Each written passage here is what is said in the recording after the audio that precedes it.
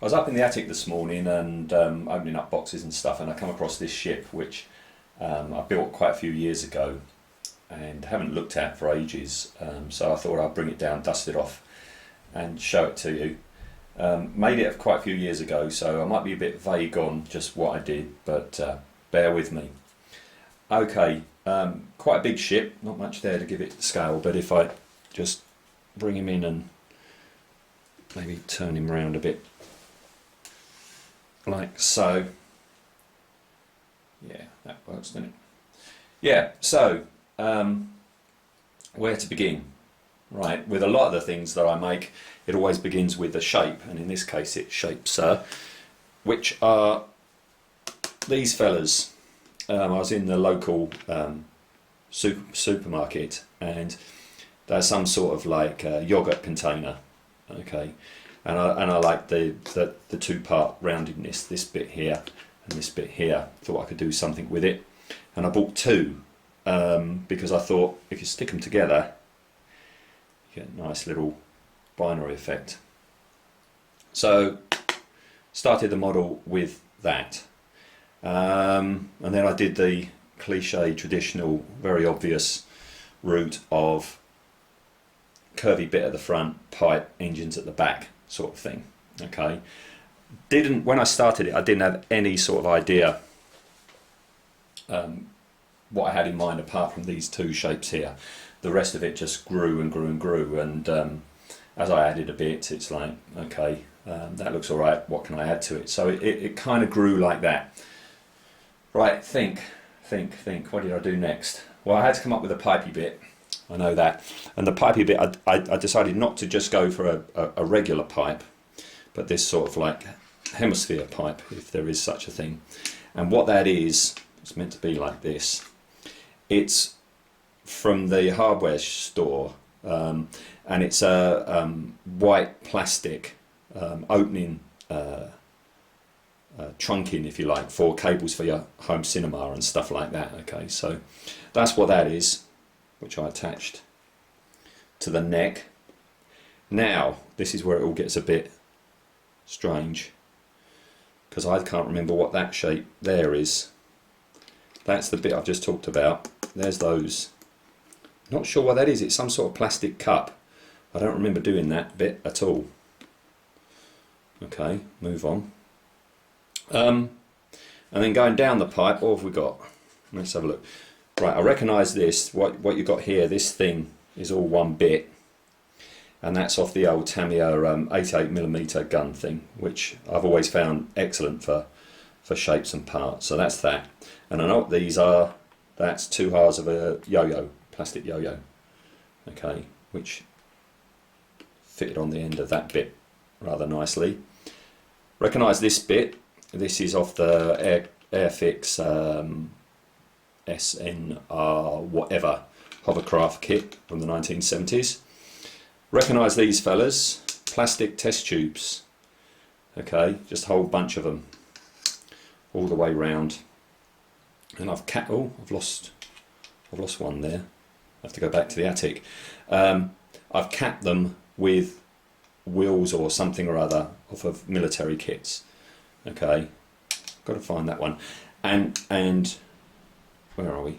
Ended it with a different gauge plastic test tube. I know that's not an engine, but you know, it's an alien, isn't it? Well, unless these are the engines. I don't know. Anyway, I was happy with the look of it. And then I've just gone over with various kit bits here, there and everywhere. Don't really recognise where they're from, really. And they just look good, so I stuck them on. Plenty more detailing up on the neck as well. You can see here the paint's chipped a bit. The paint doesn't really work with that type of plastic, even though I've primed it and everything. Doesn't stick properly. So yeah, tons of kit bits in there, just to busy it all up. Again, as in with most of my model builds, totally inspired by Martin Bauer, and this thing, as I was making it, was a real nod to his work on Space 1999, the alien craft of that. What else we got?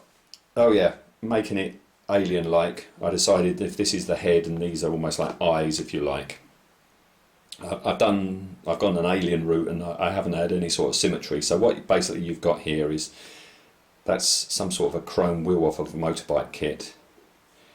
That's little fly-like eye is actually a filter out of a tap, a little metal filter out of a tap. And on the other side, I still don't like this one because it's a bit lazy, but you can see that's actually the spokes of another part of a wheel.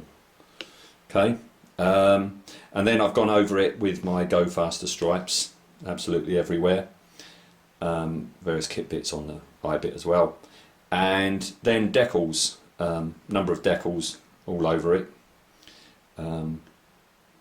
At that time I was doing the Star Trek Vulcan shuttle that was re-released, and I had a complete disaster with a decal set, and decided not to use them, but I used them on this, and they sort of like just opaque decals, which when you stick them over a colour, it just tints that colour a shade darker, and it actually is quite effective for, see if I can get it, show you down here. Yeah, it's a nice easy way of looking like you've actually been masking and airbrushing and that, and it's not the case at all, it's just decals. Yeah, and just the odd decal on here and there and whatnot. And that's about it. Oh yeah, the underside, not a lot going on. They're not yo-yos. I think they're plastic balls, you know, that lost a bit of paint off of there as well. They're the little plastic balls, you know, you get toys in, where you get a little toy dispenser, you put some money in the machine and out comes a ball with a toy in it. Always save them because they're really good. That's a part of, I think, of the old Airfix girder bridge kit. Bit of a nod to Martin Bauer again and the Jerry Anderson models. And that's about it, really. Oh, of course, I haven't talked about the wings. As I was building, as I say, I never have any sort of idea, really, what a final result is going to look like. And once I had done the eyes and the long body, it's like, this looks a bit like a dragonfly, so I decided I would try and emulate that. I had a couple of helicopter blades from a 1/24th helicopter kit that was just gathering dust, and I've never ever used, so that was a good time to do it. Put a central hub, if you like, out of various bits, and capped it with the engine nozzle from the old 24th Harrier kit, okay, to give it wings and make it more dragonfly-like. I should have mentioned colour before I said decals, but as you can see, I've gone for a gold colour. Don't know why. I think I just had a can of it lying around. So that was it. Still very happy with it. Needs a bit of a repair.